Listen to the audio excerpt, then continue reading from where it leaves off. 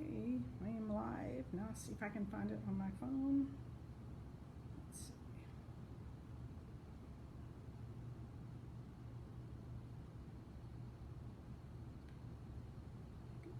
There we go. Okay.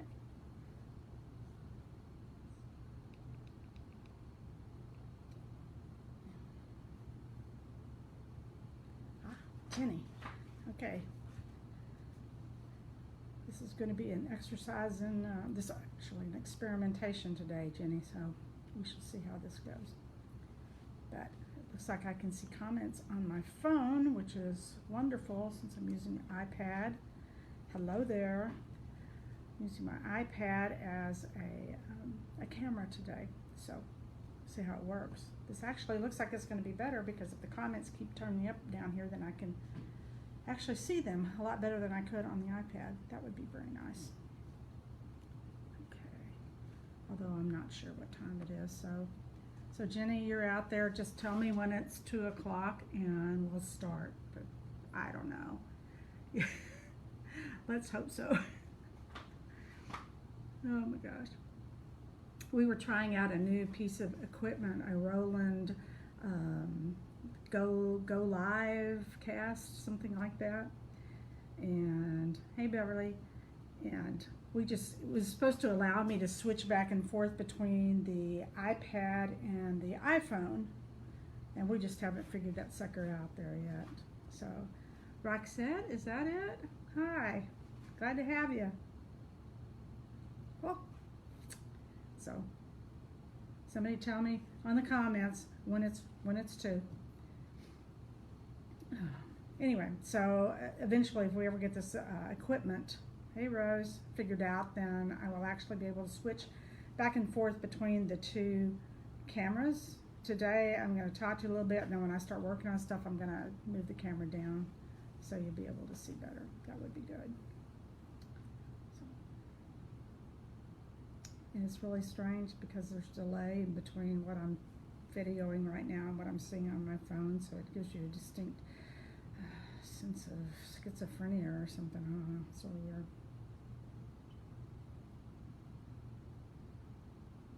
Is it 2 yet?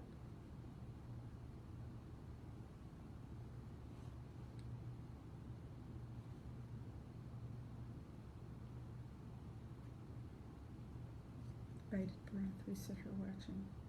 Let me check the clock real quick.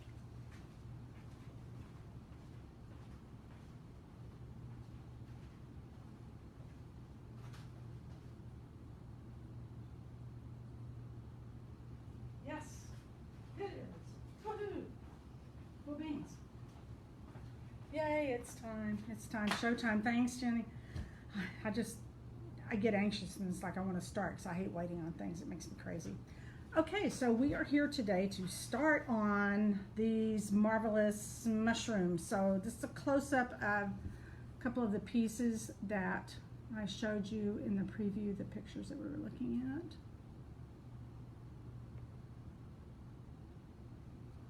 And so obviously I didn't paint the bottom.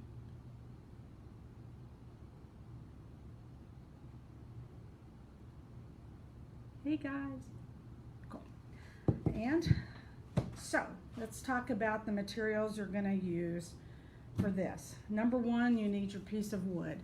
I chose just a small piece of driftwood for this, just for simplicity's sake. It needs to be stable on when you're sitting it down, so it doesn't roll around.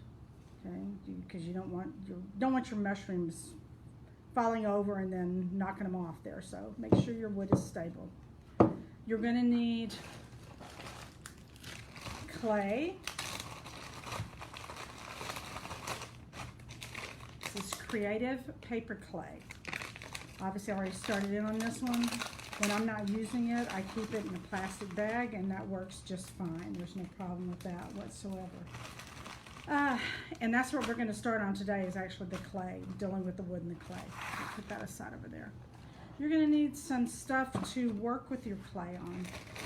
Now, I know this looks really crazy, but these are just wooden, what do you call macrame balls here, different sizes. I just had them from somewhere, and they've come in handy for a particular use, in which I will show you in a few minutes. This is just a box of, can you see that? Miscellaneous tools and things that I can use to make texture with the clay. Things you can poke with, texture with. I've actually got carving tools in here. Things like this, the bottom of pens that you can use to texture with are great. Stuff for your fingernails. A screwdriver. Things like this is a Christmas ornament that I could use to press down and make a texture on. You really can use anything. These are for when you're getting your fake fingernails put on. These are some of the tools that they use. You can get these things on Amazon, and they're cheap. Okay, the tools are cheap. And then these are just regular clay tools that you can use too. Anything you want. This is just my little box of goodies. But I'll tell you what I really love the most. It's my favorite tool, and that is this. This is a razor blade. Okay, I use the heck out of this, and I absolutely love it. And we're going to use it today to create some textures on our mushrooms. So we'll get back to that. Put that over there. Other things you're going to need. Here we go to the good side. Need my drink here. Okay, you're going to need something to seal your wood with. This is Liquitex Gloss Medium and Varnish. If you've just got a soft gel gloss, it doesn't matter what it is. If it dries clear and glossy, use it. Just paint it on your wood because you want to seal your wood. If you've got clear gesso, use that. Or if you want to use a white gesso, you just want to seal the wood. So however you're going to accomplish that, you can do that. But this is what I'm going to use because I've got that hanging around. I am probably going to use Crackle Paste. I love golden Crackle Paste. There's many different kinds. I just love this one the best. It's my favorite. Okay. This is some extra coarse pumice gel. I've not even opened it. Okay. Woo! That is definitely extra coarse. I just thought that might make a really interesting texture on the wood itself. So we'll play with that. Now I've decided when looking at this project that what I was going to do was a metallic. God knows we know I love metallics. I'm going to go with the golds and the coppers and that kind of thing. I decided to stick with that for this particular project. So this may not be all the materials that I use, and I may not use all of them. So we're just going to take this day by day. It's kind of like a live paint stream or whatever. We'll just see. So I am probably going to use, these are liquid metal. This is the copper and the gold. Probably use those. Doesn't mean you have to have all these things, guys. Use what you have. Let's see here. This is gold mica gel, or gold mica flake from Golden. That's what it looks like. This is coarse alumina from Golden. That's what it looks like. As I spill it, I almost poured that right on the table. That would have been special. Okay, let's see here. I have so many things over here. This is crazy. Paints. I will probably also use golden, copper, and iridescent bright gold. Love those. Let's see. Okay, these are just, I'm going to move a bunch of jars over here to show you all the things, all the possibilities. Doesn't mean I'm going to use it, but I may. So I'm just moving them all up here. I am probably going to use gilding flakes. These are from Cosmic Shimmer. They're called gilding flakes. This particular, I just happen to have this around. This is what this mix looks like. I don't remember what this mix is called. Oh, wait a minute, maybe I do. Summer Meadow, I think. And that's what I'm going to use because it has the gold and the copper in there. It's just a really rich mix, so I think I'll be using that. To affix that, I'm probably going to use this water-based ducks. You can use a regular adhesive made for gold leaf, or you can use a water-based. Again, what do you have? Or you could just stick it down into your gel medium like I did last week when I was making all those skins with the metallics and stuff in there. I just pushed the gilding flakes right down into the soft gel gloss. So who knows?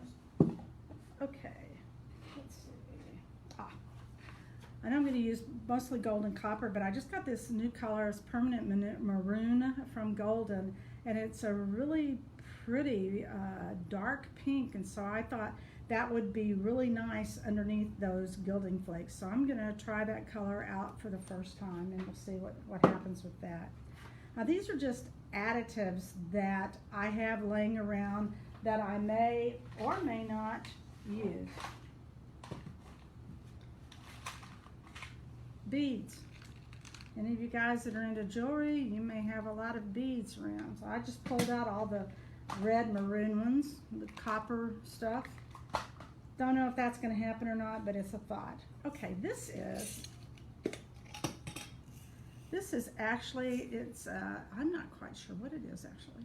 Maybe a vase filler, something from Michael's. I'm sure it's painted, but it's gold. It's pretty cool. Just for texture on there, if you want a rocky texture on there, on the wood itself, if you want to add some of that. I think I stick all those rocks on that shelf, but I have no idea what they are after I stick them up there.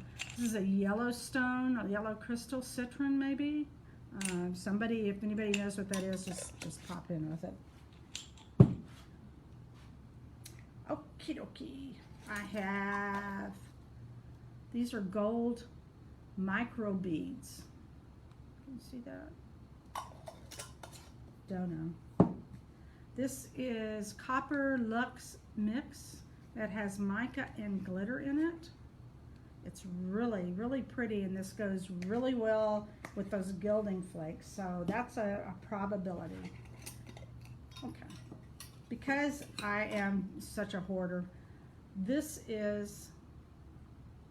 gold here is crushed glass Christmas ornaments from the 50s and 60s. Remember they used to have those silver trees, and they had those neat little glass ornaments. I had a bunch of those because I had one of those silver trees, and the paint chips off of them really easily, and I thought, what could I do with that? So I actually crunched up tons of ornaments, and this is all I have left of that. But it's a glass glitter, and it's chunkier than normal glitter, so it's really, I kind of save it for special times. These are just glass beads, not glass beads, I don't know what kind of beads they are, but they're gold, so may or may not. Okay, some other things. I get on fixations, right? I start doing things, and it's like I see something fun and I have to have everything that goes along with that, and then I forget what I have it for, and it sits on a shelf forever. Anyway, I got off on a embossing kick here not too long ago, and I ordered all the Seth Apter baked texture, all the ones that I liked, embossing paste powder stuff. So I have some. I have this is I can never say that word, Sunset, which has got a bunch of the maroon and gold in there. This is Ancient Amber, which I think comes out to be more of a gold. And then I have this Chunky Rust, which I think would be cool. This is ultra thick embossing enamel. So what I'm learning, because I really don't have a clue what I'm doing with this stuff, what I'm learning is if I put this down first and then put my embossing gel stuff on top of that, then this melts and it's really thick. And then I can come back with my cool stuff and put a second layer on, and I get a much chunkier effect. This is cheaper than this, so it's a thought. So anyway, I'm going to play with that, I think, a little bit and put those on around the edges of the mushrooms themselves. Obviously, you're going to need your usual tools, is the trade here, your brushes and water and all that stuff. One important thing, when I did these, I was just starting out. I really didn't know what I was doing with these. So what I used to adhere these was a flexible molding paste, the regular weight, the heavyweight stuff. And I just put a dollop on the bottom of these and just sunk it right down and stuck it to the wood. And then I would put a little bit on the stems and attach them to the top or the bottom of the mushroom cap. Well, I've since learned that there's a better way to do that, and so I am recommending that, you know, if you don't have any other option, you can use that or regular glue. But the E6000, it just works. I am using this now every time when I affix my flowers and all that stuff to my pieces. I use the E6000 now because it holds. And I have found that with using the flexible molding paste, sometimes these would pop off. Not good if you're trying to sell stuff. So, okay. Alrighty, here, put that aside. So you're going to need to obviously seal this, which I'm not going to sit here and paint varnish on a piece of wood, but we're going to go on. These are some different mushrooms. I make things up and I keep them in drawers, and I've got them forever. Yes, Chris, we save all the same things. I just caught that. I saved them forever. So I would put some base coats on there, because what I'd done with this, with like this one, this starts out with various coats of metallics. I did this one before I got into the color art products. So this is mostly, I think maybe all the liquid metal paints on here. And I just did layers and layers back and forth and gave it that effect. So this is kind of the top layer on there. This is one of my favorites. And if you'll see this here, the texture on that is your razor blade. And I'll show you how we get this stuff on here. Here's one. Razor blade. Razor blade. So cute. You see that? Razor blade.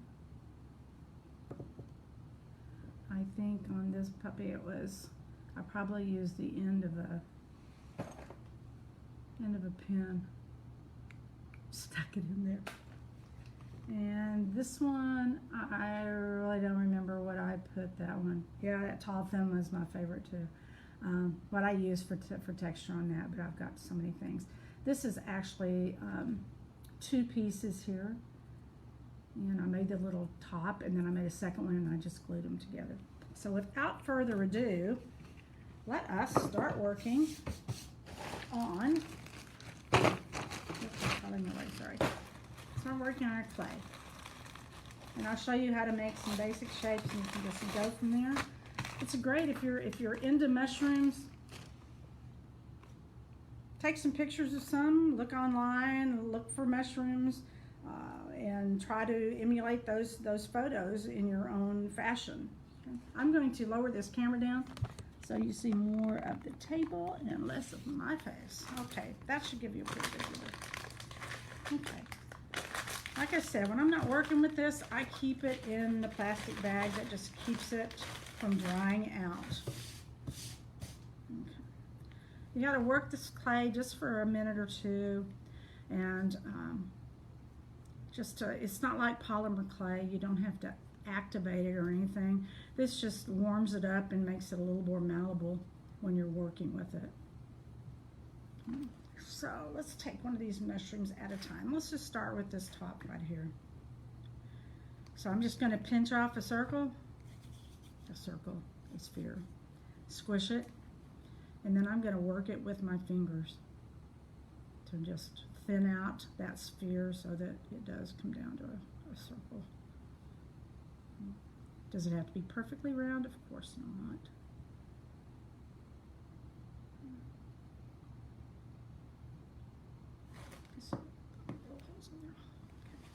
I'll show you another tool here.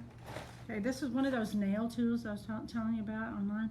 They have different several in the set, and then each one has a different size of this knob on the end here. I have found that I use that a lot, the knobby ones, depending on the size of the hole I want to make.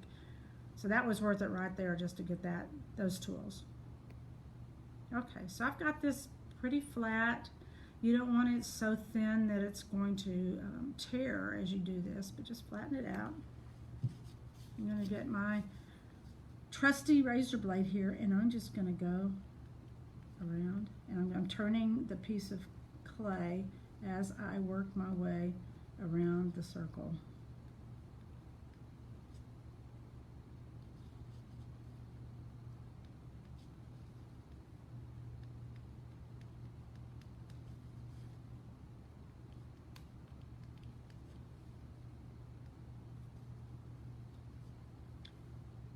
Chris asked if I have trouble with the edges splitting when I'm working on the clay.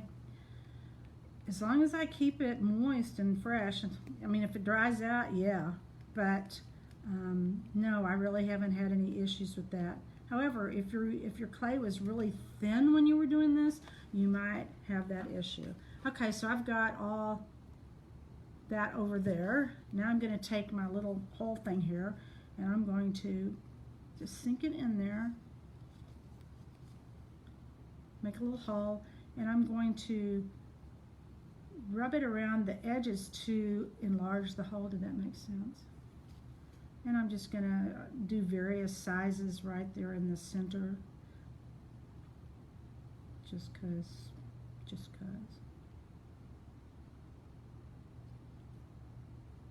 You can go as far out or close as you want. So there's a cap to your mushroom.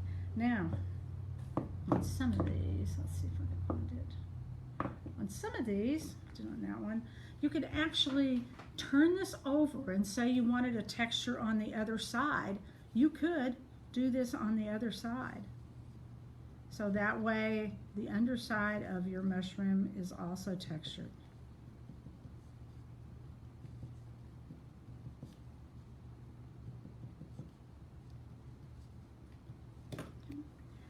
Okay, now is where we get these little ball thingies.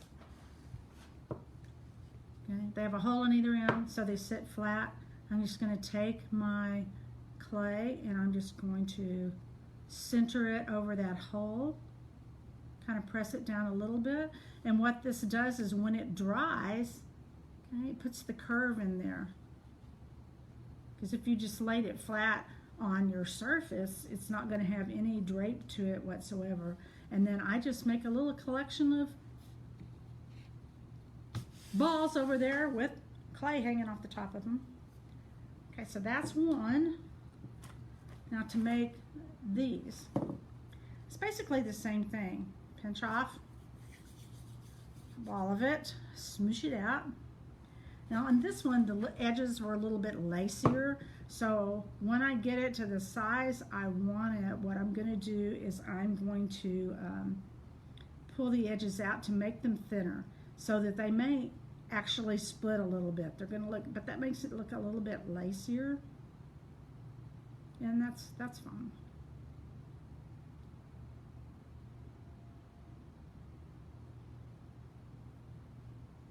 Okay, so what I'm doing, I'm taking that edge between my thumb and my forefinger, and I'm just pulling it out to make a thinner edge.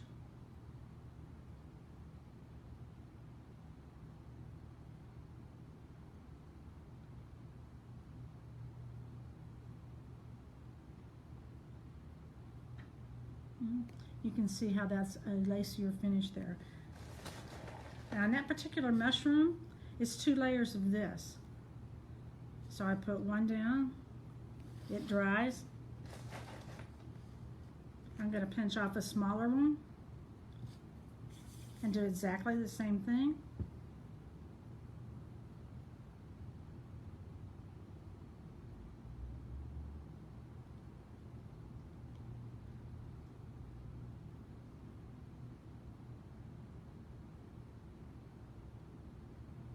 If you happen to tear it, which happens all the time, just squish it up and start over. It's not a biggie. Okay, teeny one. And I just put it over there, and that's there. Okay, that's those two. Alrighty, let's try the long skinny one. I think that's everybody's favorite here. So I've got a pretty good ball here. So I'm just gonna squish it to make sure it's really warmed up. Hadn't dried out any. Roll it the ball, and then I'm gonna, as I roll this ball, I'm gonna focus on rolling one end of it so that it elongates.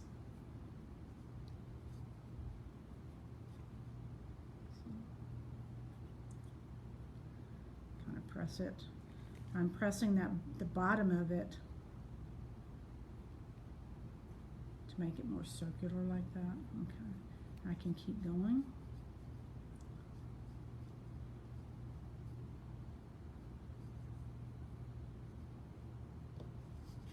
Would be easier on the table. Okay, so I've got this. Now, you want to make sure that you've got an indentation in the center because your stem has to go up in here. So you want to make room for that. Okay, so kind of looks like a witch's cap there. Halloween. Now on this one, on the underside, I took my, and I'm doing this before I do the holes in here, which makes it easier. I'm taking my razor blade and I'm just gently pressing around the edges with this. And, you know, what are the odds somebody's going to pick it up and look at the bottom side, but you never know. I just think it's kind of cool because mushrooms have texture on the bottom side of them, so why shouldn't ours? Okay. That's done, and the stem will attach right in there and will hide the center of that. So how do we do the holes in there? This trusty tool again. Let me see if I can find the bigger one. Ah, yes. It's just a bigger knob on the end of it. I'm not going all the way through it. So, and as I do this, I'm alternating so that I don't have rows. I don't want rows of holes there. I want it to look random.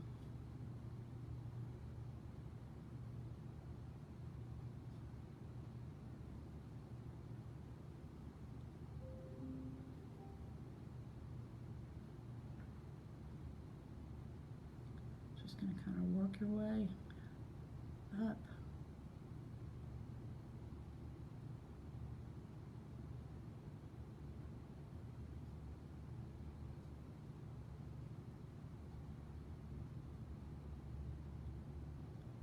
Gotta have some patience with these, that's all I have to say. If you're in a hurry, don't do one with little dots on it. It's gonna drive you crazy.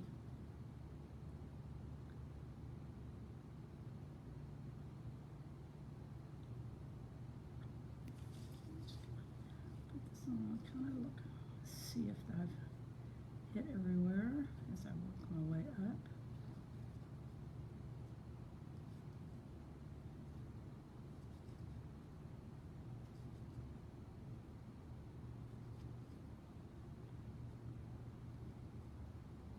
You can't see my face, so you can't see my tongue sticking out as I'm like concentrating so much on this. Okay. Make sure you got the point on it there. Alrighty. Oops. Just check to make sure you don't have any areas without a hole. You need to add some more, add them.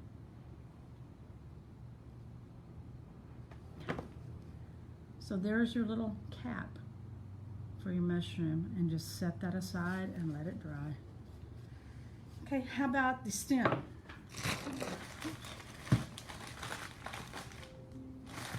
Notice I'm not getting very many or very much of the clay at one time.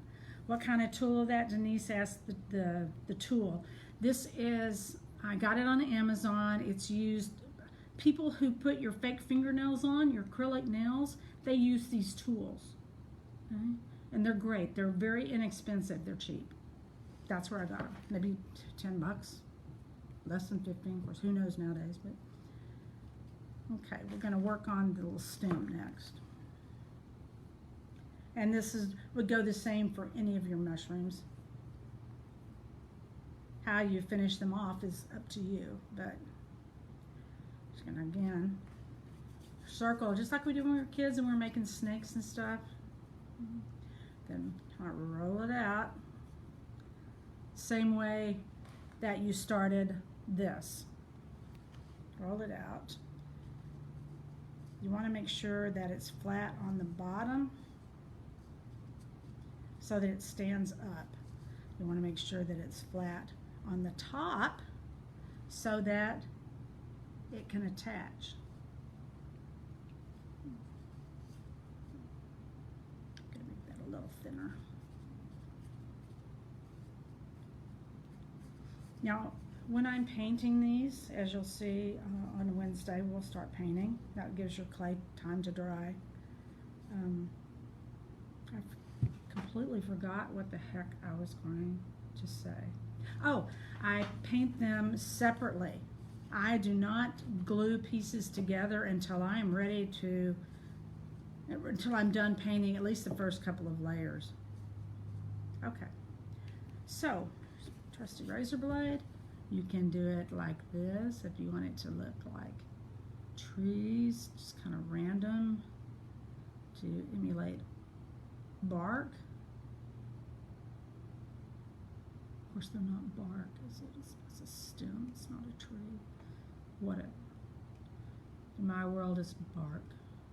Okay, so just a little texture on there. Oh, let me show you some other clay tools. Right back.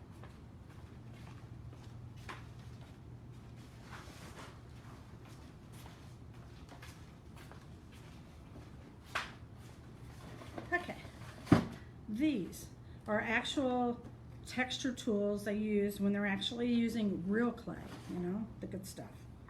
And you can just roll it over this, the paper clay, and it leaves that texture in there. These I found, I think they have some on Amazon, but I got them on Etsy, and I have a lot. Some of the ones I have are like this, and they kind of stamp, which is really cool for stamping things in the middle. Let's see. I can find something. Like this one, for instance. I use a stamping tool in the center, and there's that little, this little thing to make these textures all around. Anyway, so you can use those, but you don't have to, because you can find found objects all over your house, in your garage, outside, on the ground, whatever. Just find stuff.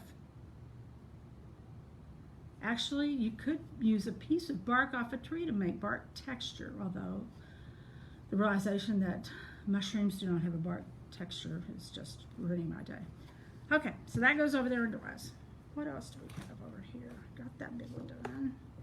Ah, these little ones. I think these are just too cute too.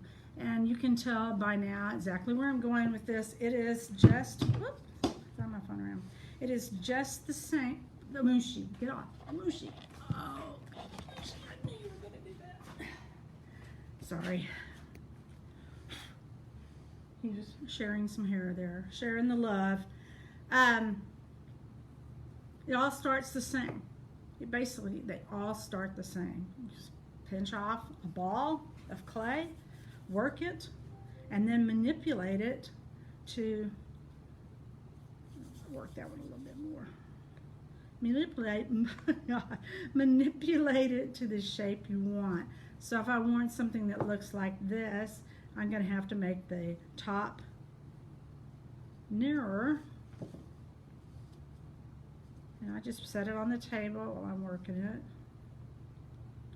It's kind of chunky like that. I'm not bringing it to a point, it's just chunky. And before I put my texture around the outside of it, I'm going to get the inside hollowed out somewhat so that I can work it. Let's see. I think this is just a shish kebab stick. I don't know what this is. I'm just using this to hollow out inside, and then I'm just going to use my fingers and I'm going to have to kind of thin it like that. Okay. And once I've got that done, then I know that my stem is going to fit up in there. And when I make stems, by the way, I forgot to say this, when I make the stems, I make them in all different sizes and lengths, because on your piece of wood, if you have a larger piece of wood and it's goes up and down, you're gonna need different heights in there. So make different sizes of everything, and it always is good to make more than you think you will need, because you just never know. Okay, let's see, what do I want to use for texture on this one? I don't know. Here, look at this. This is off a compass or something.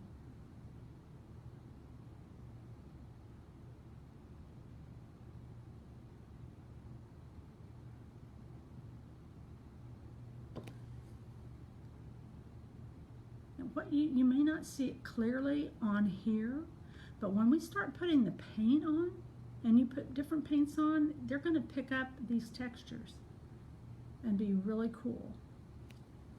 Oh, that one. These, let's make a little cap.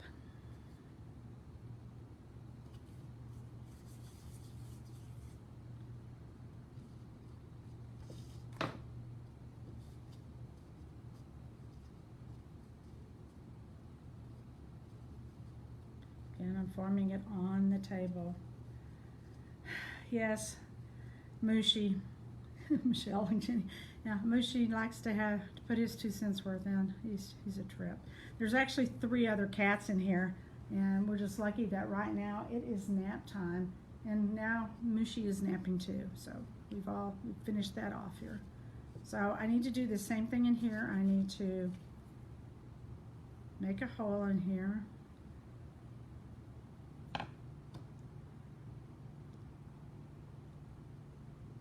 Thin it out.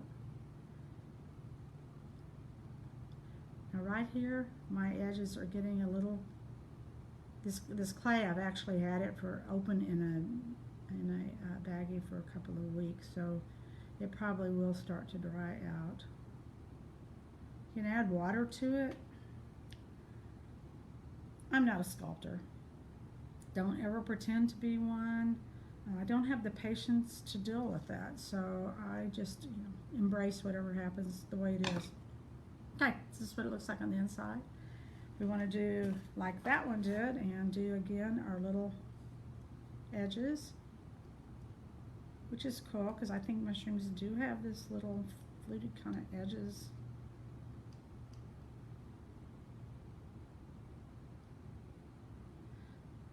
This is nice. I actually have this in a holder. Usually I just have the razor blade by itself. They are laying all over this studio. It's just like one of my favorite tools to use.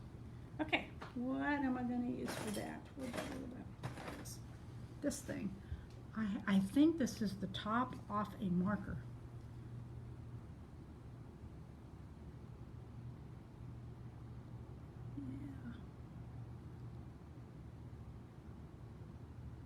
And it may not be, you may not see it really well like this, but you sure will once we start painting them.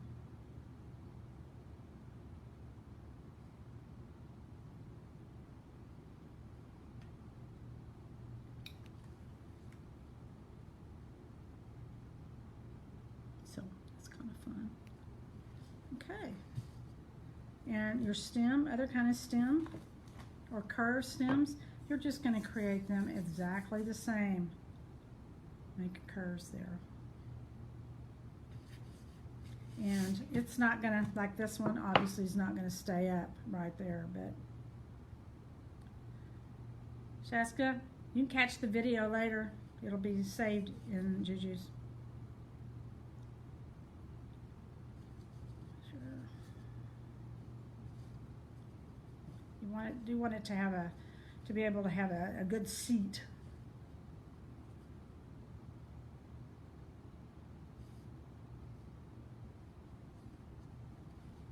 So let's see. I think I could use something like this. I think this is a hair thingy. Not that I ever have enough hair to do that, but ooh, I think I discovered the texture on that one. It's kind of cool.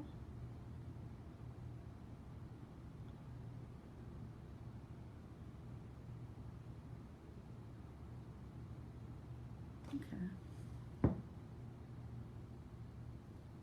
So that's fun.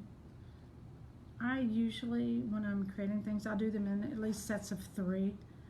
So if I'm going to do one like this, I'm going to do 2 more like that to make sure I have something they're alike there.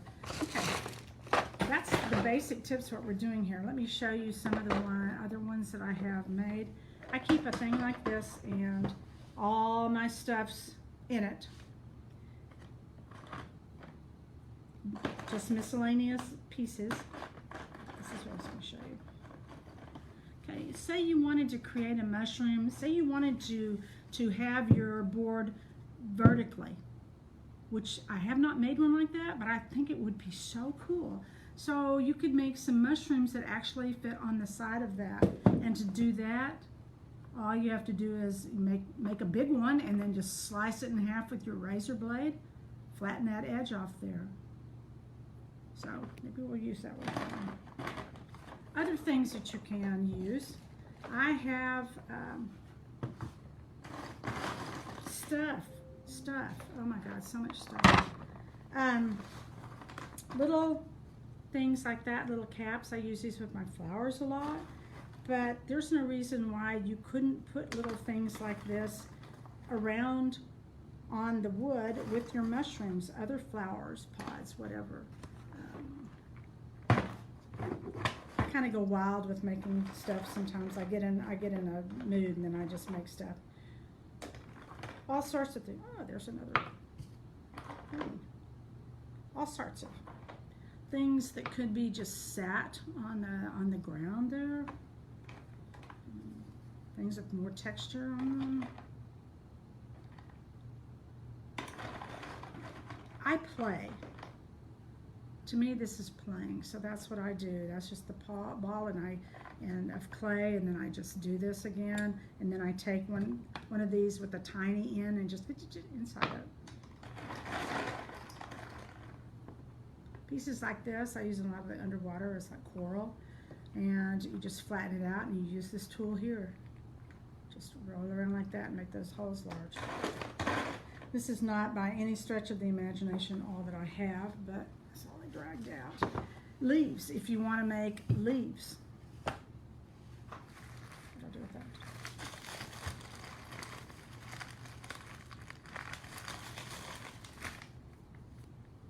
That's easy enough to do. Always start the same way. Form your leaf more into a teardrop, elongated teardrop. Jenny, no, I have not ever used clay craft. This is it. I've used some cheaper things when I was teaching art and was very disappointed with the result, but when I found this, I have loved it and I've never gone back. Okay. So basic leaf shape.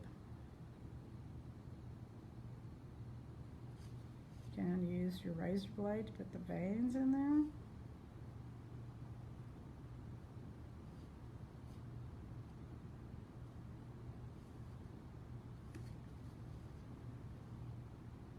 Leaf. Or you can use things, digging. My favorite tool is not in there. Okay. maybe this will work. I love to use just a comb to make texture the veins in a leaf. It's cool, but maybe this thing will work kind of like that.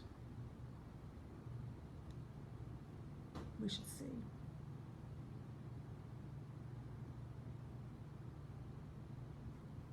And if you want, I'll show you how to make just long leaves too here. Okay, so I've made that. And if you want them to be curled, then when they dry, when you're putting them down to dry, just shape them so that they take up more space. Okay, so I'll put my center vein in there. Let's see if this works or not.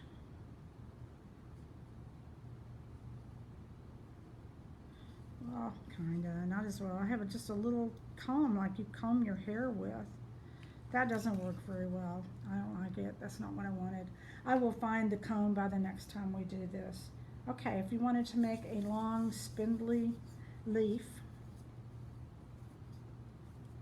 or a ribbon-like object, make a snake, just like we did when we were in elementary school. Roll it out. And then I smush it. Technical term. Smush it with my finger. These are really cool for making little ribbon-like curly cues.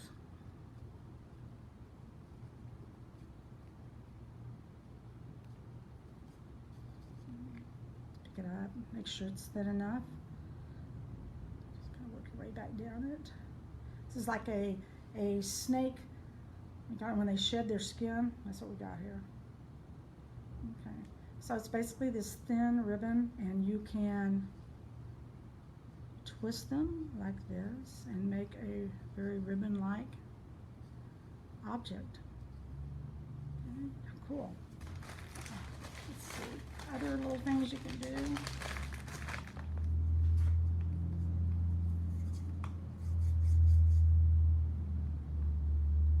Same thing, start out the same way.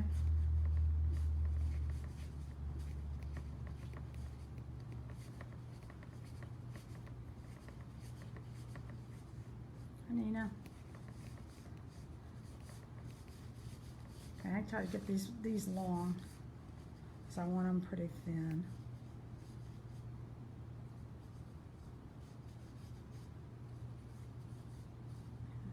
Oops, it's breaking off there, so I'll just go with that. Okay, just